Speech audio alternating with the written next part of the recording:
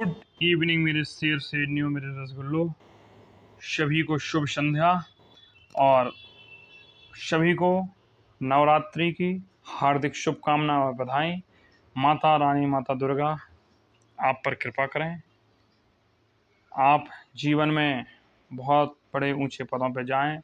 नित्य प्रतिदिन आपका यश, वैभव, कीर्ति बढ़ती रहे और आप जीवन में बड़े बड़े पदों पर आसीन हों। कोई डीएम बने, कोई एसपी बने, कोई डीएसपी बने, कोई साइंटिस्ट बने इसरो का, कोई नासा में चला जाए, कोई डीआरडीओ में जाए, कोई फौज में रैंक अधिकारी बने, कोई एनडीए सेलेक्ट हो, कोई सीडीएस हो, कोई एम्स का डॉक्टर बने, कोई इंजीनियर बने। यही मेरी मनोकामना है माता रानी से। और भगवान आप लोगों को सफलता प्रदान करे और पहली सफलता आप लोगों का एनएमएस का एग्ज़ाम निकाल के हो। और जो एनएमएस का आपका एग्ज़ाम शुक्रवार में है, जो मंथली टेस्ट है, तो उस टेस्ट का जो आपका वीडियो आता था 2 घंटे का, वो संभवतः नहीं आएगा। तो आप ये मान के चलिए, जो ग्रुप में क्वेश्चन कराए जा रहे हैं गणित के, रीजनिंग के, जीके जीएस के, उनको सबको पढ़िए, उन्हीं को करिए। संभवतः आप अच्छा कर जाएंगे। और पुराने ईयर के पेपर, जो पुराने पेपर हैं, उनको जरूर कर लीजिए, क्योंकि जो पुराने पेपर हैं लगभग वहाँ से 40 क्वेश्चन आएगा। 40 क्वेश्चन तो वहीं का आ गया, बचा 180 में 40 क्वेश्चन। और रीजनिंग का 90 में 90 हम करा रहे हैं, 2 सीटें जो दी हैं, तो आप करिएगा। तो इस बार भी कोई नहीं होगा, तो 90 रीजनिंग का, 40 वो, 130 तो पढ़ाया गया। और 20 मैथ का पूरा वर्ग, वर्गमूल, घनमूल पढ़ा रहे हैं। तो 150 तुम्हारा, 90 और 40 130, और 20 कितना हो गया, 150। अब तो रहा 30 क्वेश्चन, तो चल जाएगा। चलिए अब क्लास आज की शुरू करते हैं। और इसके बाद 8 बजे आपको क्वेश्चन आएंगे, वो जरूर किया करें और ग्रुप में मर्यादा का ख्याल रखें। चलिए, अब कहा है मिश्रण के घटकों का पृथक्करण करना है। अपन क्या करना है? मिश्रण के घटकों का पृथक्करण करना है। चलिए इसको पहले ऐसे लगाते हैं, सेट करते हैं। चलिए, तो इसमें मिश्रण के घटकों का पृथक्करण कैसे करेंगे? पहला है अपकेंद्रण, सेंट्रीफ्यूगेशन। सेंट्रीफ्यूगेशन फोर्स भी होता है, एक अपकेंद्रीय बल भी होता है, जो आप क्लास 11th में पढ़ेंगे। जब द्रव में मौजूद कण इतने छोटे हों कि छानक पत्र के छिद्रों को पार कर जाएं। जब कण बहुत छोटे हों और जो छानक पत्र है उनके छिद्रों को क्या कर जाएं, पार कर जाएं, तो इन कणों को छानन विधि द्वारा पृथक नहीं किया जा सकता है। कहने का मतलब, जो कण होंगे वो बहुत छोटे छोटे होंगे। जैसे हम छानन को मतलब अपन कह सकते हैं, जैसे दूध छानते हैं, तो दूध हमने कहा था एक समांगी मिश्रण जैसा प्रतीत होता है, लेकिन विषमांगी मिश्रण है। और इसको हमने कोलाइडी में विलयन में रखा था। ठीक है, तो ये कोलाइडी विलयनों के लिए ही होता है। तो इसमें क्या होता है, जो छानन कण होते हैं इतने सूक्ष्म होते हैं कि अगर आप छन्नी वगैरह से छानेंगे ना, तो वो रहेंगे ही नहीं, निकल जाएंगे। तो इसे छानन विधि से तो नहीं कर सकते। और जो छानन विधि से नहीं करेंगे जी, तो कैसे करेंगे? तो गुरुजी कह रहे हैं, तो ऐसे मिश्रणों को जब तेजी से घुमाया जाता है तो भारी कण नीचे बैठ जाते हैं और हल्के कण ऊपर रह जाते हैं। इन्हें अपकेंद्रण कहते हैं। ऐसे कणों को क्या कहते हैं? तेजी से घुमाते हैं तो भारी कण नीचे बैठ जाते हैं। जैसे आपने क्रीम निकालने वाली मशीन देखी होगी, वो यही करती है। तो भारी कण क्या होते हैं? नीचे बैठ जाते हैं। जैसे कि वॉशिंग मशीन देखी होगी, वो भी इसी विधि पर कार्य करती है, अपकेंद्रण पे। क्योंकि भारी कण जो धूल मिट्टी को तो नीचे हो जाते हैं, छपाक छपाक मारती है दोनों तरफ, तो हल्के कण ऊपर की ओर आते हैं। इसे अपकेंद्रण कहते हैं, सेंट्रीफ्यूगेशन कहते हैं। जब द्रव में मौजूद कण इतने छोटे हों कि छानक पत्र के छिद्रों को पार कर जाएं, तो इन कणों को छानन विधि द्वारा पृथक नहीं किया जा सकता है। ऐसे मिश्रणों को जब तेजी से घुमाया जाता है तो भारी कण नीचे बैठ जाते हैं और हल्के कण ऊपर रह जाते हैं। इसे अपकेंद्रण कहते हैं। जैसे पहले ही बताया, दूध से क्रीम निकालना। दूध से क्रीम निकालना, देखो दूध से दही नहीं, ना ना ना ना ना ना ना ना ना ना, दही से मक्खन वाला नहीं, दूध से डायरेक्ट क्रीम निकलती है। मशीनें आती हैं। ठीक है, वॉशिंग मशीन में भीगे कपड़ों से जल निचोड़ने में, जांच प्रयोगशाला में रक्त और मूत्र की जांच करने में अपकेंद्रण विधि का प्रयोग किया जाता है। हमें लगता है यहाँ तक सब चीज़ें आप लोगों को क्लियर हो गई होंगी। इसके बाद हम आगे बढ़ते हैं और देखते हैं। जैसे कि आपसे हम पूछें कोई एक क्वेश्चन, आप बताएं कि हमने आपको क्वथनांक पढ़ाया है, तो जल का क्वथनांक कितना होता है, कोई बता सकता है?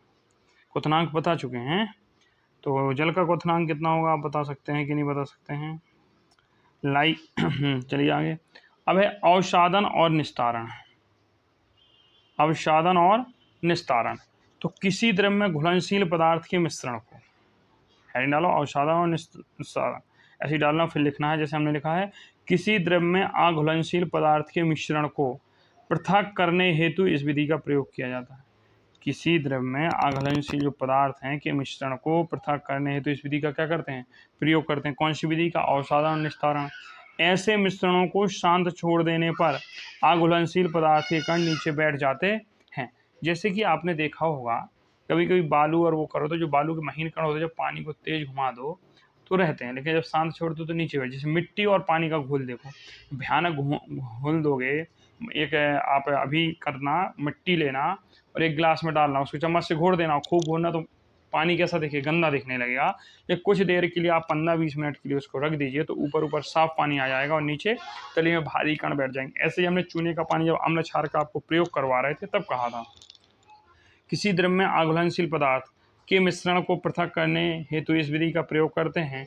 ऐसे मिश्रण को शांत छोड़ देने पर अघुलनशील पदार्थ के कण नीचे बैठ जाते हैं। अगर देखो, भारी कणों के नीचे बैठने की प्रक्रिया को अवसादन कहते हैं। जो भारी कण होते हैं, भारी कणों के नीचे बैठने की प्रक्रिया को क्या कहते हैं? अवसादन कहते हैं।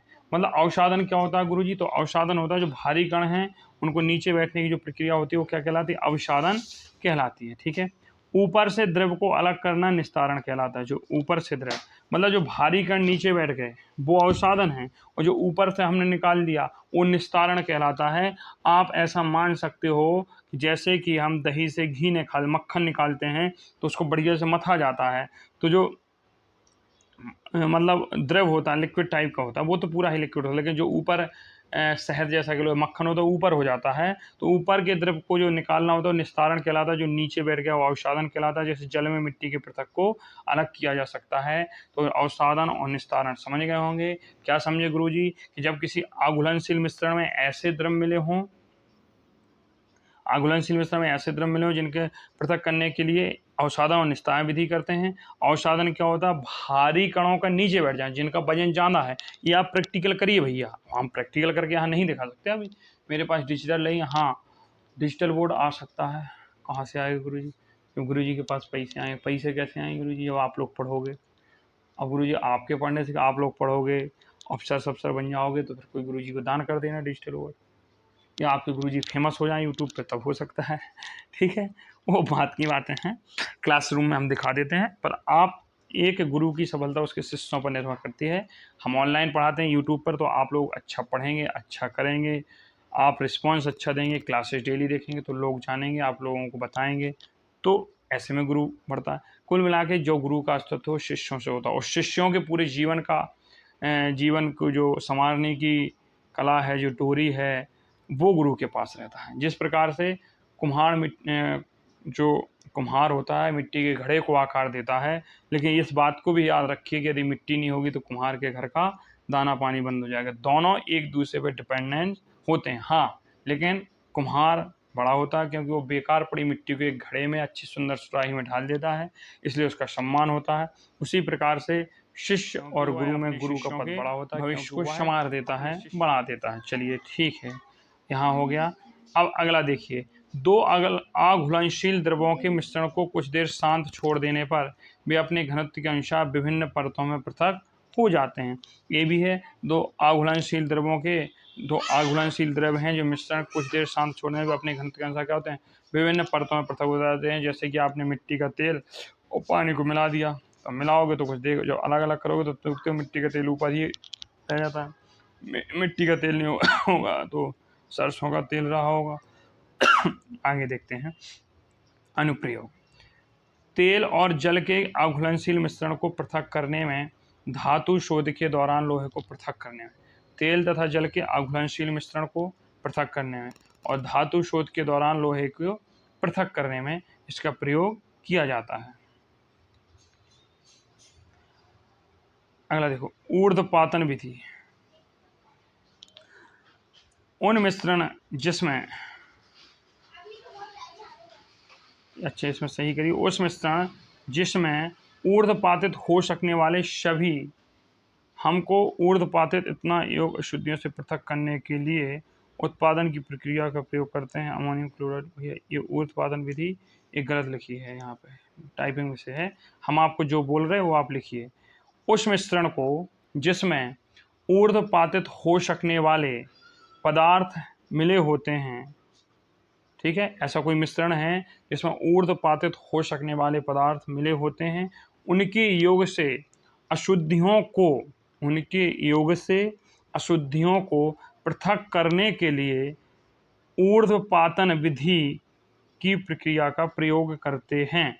ऐसे मिश्रण जिनमें ऊर्ध्वपातित या ऊर्ध्वपातन हो सकने वाले पदार्थ मिले होते हैं, हम उनमें से अशुद्धियों को दूर करने के लिए या पृथक करने के लिए ऊर्ध्वपातित प्रक्रिया का ऊर्ध्वपातन विधि का प्रयोग करते हैं। अब ये जो लिखी हैं लाइनें, ये टाइपिंग मिस हो गई, हो सकता है हम टाइप कर रहे हों और हमने ध्यान नहीं दिया तो सुधार नहीं पाई लाइनें, इसलिए इसको मत लिखिए। जो हमने बोला वो लिखिए, जिनने नहीं सुन पाया वो बैक करिए, फिर लिखिए, बैक करिए, फिर लिखिए। अमोनियम क्लोराइड, नेफ्थलीन और एंथ्रेसैन आदि पूर्व ऊर्ध्वपातित होने वाले योग ठोस है। अमोनियम क्लोराइड और नेफ्थलीन है, वो मिस ही हो गया ना पूरा। चलिए अनुप्रयोग देखिए।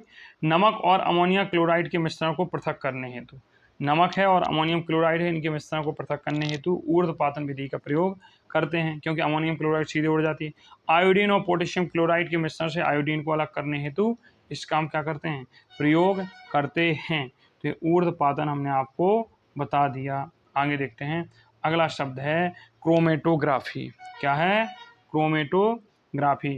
गुरुजी ये किस बला का नाम है, तो क्रोमेटोग्राफी क्या है, मिश्रणों के, देखो क्रोमो का अर्थ होता है रंग, ठीक है, मिश्रणों के जो मिश्रण हैं, मिक्सचर हैं के घटकों को पृथक करने की इस विधि को क्रोमेटोग्राफी कहते हैं। जो मिश्रणों के घटकों को पृथक करने की इस विधि को क्रोमेटोग्राफी कहते हैं। ग्रीक भाषा में क्रोमा का अर्थ रंग होता है। जो ग्रीक भाषा है उसमें क्रोमा का अर्थ क्या होता है, रंग होता है, क्योंकि इस विधि का प्रयोग सबसे पहले रंगीन पदार्थों को अलग करने के लिए किया गया, इसलिए इसे क्रोमेटोग्राफी कहते हैं। क्या आया समझ में, नहीं आया लिख लिया, ठीक है समझते हैं। ये कह रहा है कि मिश्रण का कोई घटक है, क्या है, मिश्रण का कोई घटक है, ऐसे मिक्सचर है एक डब्बे में, बहुत चीज़ें मिक्सचर डली हैं, इन विधि को हम अलग करने की जो होती है, घटकों को पृथक करने की विधि क्रोमेटो विधि कहलाते हैं।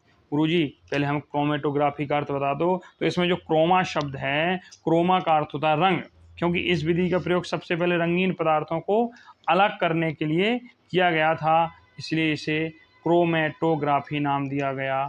क्या नाम दिया गया, क्रोमेटोग्राफी नाम दिया गया। यह एक ऐसी विधि है जिसका प्रयोग, आगे लिखना है, स्टार बना के लिखिएगा इसको, इसी को याद करना है।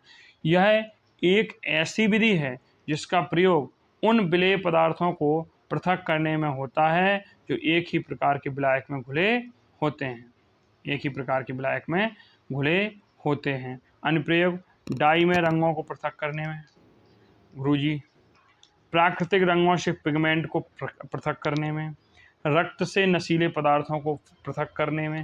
भाई किन्हीं दो चीज़ों को पृथक करना है, पृथक गुरुजी अलग अलग करना है, ब्रेकअप कराना है, समझिएगा तुम्हारी भाषा में क्या कराना है, ब्रेकअप। जानते हो ब्रेकअप का होता, तुम सब जानते हो, बदमाशी कर रहे हो, नहीं जानते नानो, पढ़ाई करो हर्ष बाबू, पढ़ाई करोगे तो अच्छा होगा, नहीं तो फिर दिक्कत हो जाएगी, समझ रहे कि नहीं समझ रहे। ठीक है, अगला आते हैं आसवन। अब गुरुजी आसवन क्या है, तो चलते हैं आसवन क्या है। इस विधि का प्रयोग ऐसे मिश्रण को पृथक करने में किया जाता है जो विघटित हुए बिना उबलते हैं। ये कहा है गुरुजी, विघटन का मतलब क्या, टूटे बिना सीधे उबल जाते हैं, तथा जिनके घटकों के क्वथनांकों के मध्य अधिक अंतराल होता है। जो क्वथनांक होते हैं, क्वथनांक मतलब गर्म होने के बाद, अभी हमने पूछा था जल का क्वथनांक कितना है, तो आप बताएंगे गुरुजी 100 डिग्री सेंटीग्रेड होता है, ठीक है, अधिक अंतराल होता है, तो घुलनशील द्रवों के मिश्रण इस विधि द्वारा पृथक किया जाता है। घुलनशील द्रव के मिश्रण को इस विधि द्वारा क्या किया जाता है, पृथक किया जाता है। उदाहरण, एसीटोन तथा जल का मिश्रण, एल्कोहल और जल का मिश्रण। तो एक ऐसी विधि होती है जिसे पृथक करने, विघटित मतलब टूटते उठते नहीं हैं, उबलने लगते हैं। टूटने का मतलब है रासायनिक सूत्र में टूट जाना, जैसे जल है, जैसे अपन नींबू को गर्म करेंगे तो उसके कई तत्व मर जाते हैं, तो ऐसे ये टूटेगा नहीं, इसका रासायनिक बॉन्डिंग टूटेगा नहीं, सीधा विघटित हुए बिना क्या करेगा, बॉयल करने लगेगा, बॉयल होने लगेगा, उबलने लगेगा, मध्य अधिक अंतराल होता है जो घुलनशील द्रवों के मिश्रण को इस विधि द्वारा पृथक किया जाता है। एसीटोन और जल का मिश्रण, एल्कोहल और जल का मिश्रण। आगे देखते हैं, दो या दो से अधिक घुलनशील द्रवों जिनके क्वथनांक का अंतर 25 केल्विन से कम होता है के मिश्रण को पृथक करने के लिए प्रभाजी आचमन विधि का प्रयोग करते हैं। दो या दो से अधिक घुलनशील द्रवों जिनके क्वथनांक का अंतर 25 केल्विन से कम होता है के मिश्रण को पृथक करने के लिए प्रभाजी आचमन विधि का क्या करते हैं, प्रयोग करते हैं। दो या दो से अधिक घुलनशील द्रव हैं, द्रव जानते हो लिक्विड हैं, उनके क्वथनांक का अंतर 25, उनके उबलने का अंतर 25 डिग्री सेंटीग्रेड से क्या हो, कम हो। अगर इससे कम होगा तो मिश्रण पृथक करके प्रभाजी आचमन विधि द्वारा क्या होंगे, अलग होंगे। जैसे वायु से विभिन्न गैसों को अलग करना, पेट्रोलियम उत्पादों से विभिन्न घटकों का पृथक्करण करना। चलिए आगे देखते हैं भैया। इसका उपकरण साधारण आचमन विधि के समान होता है, केवल आचमन फ्लक्स में संघनन के बीच एक प्रभावी स्तंभ का प्रयोग किया जाता है। समुद्री जल के शोध में भी सामान्यतः आचमन विधि का प्रयोग में लाई जाती है। समुद्री जल के शोध में भी सामान्यतः आचमन विधि क्या होती है, प्रयोग में लाई जाती है। आगे देखते हैं। चलिए अच्छा, इसको ख़त्म ही कर देते हैं आज, थोड़ा क्लास और लंबी खींची, कोई दिक्कत नहीं, खींच जाने दीजिए। अब वायु से कैसे, देखो इसे वायु होती है तो दाब बढ़ाकर अथवा कम करने पर वायु को संपूरित अथवा ठंडा किया जाता है। कौन सी, प्रभाजी आचमन विधि द्वारा ही पृथक किया जाता है। तो क्या करते हैं, जो वायु को दाब बढ़ाकर ताप कम करने के वायु को संपीड़ित ठंडा किया, तो वायु थी पहले ये गैस फॉर्म में थी, गैस से किस में आ गई, लिक्विड फॉर्म में आ गई। अब प्रभाजी आचमन कॉलम में वायु को धीरे धीरे गर्म करते हैं, क्या करते हैं, गर्म करते हैं और विभिन्न ऊंचाइयों पर गैसों का पृथक्करण करते हैं। जैसे क्वथनांक ऑक्सीजन -183 डिग्री सेंटीग्रेड, ठीक है, ऑर्गन -186 सेंटीग्रेड, नाइट्रोजन -196 सेंटीग्रेड। इनमें वायु में आयतन इतना इतना होता है। ठीक है, आगे चलते हैं बाबू। क्रिस्टलीकरण क्या होता है, क्रिस्टलाइजेशन क्या होता है। क्रिस्टलीकरण विधि का प्रयोग ठोस पदार्थों को शुद्ध करने में किया जाता है। पहले तो यही समझ लो, जो क्रिस्टलीकरण विधि होती है उसका प्रयोग ठोस पदार्थों का में शुद्ध करने में किया जाता है। इसके द्वारा क्रिस्टल के रूप में शुद्ध ठोस विलयन को पृथक किया जाता है। इसके द्वारा क्रिस्टल के रूप में शुद्ध ठोस विलयन को क्या किया जाता है, पृथक किया जाता है। क्रिस्टलीकरण विधि साधारण वाष्पीकरण से के कारणों से अलग होती है। कैसे होती है, पहला है इसमें, कुछ ठोस अपघटित हो जाते हैं या चीनी के समान गर्म करने पर झुलस जाते हैं।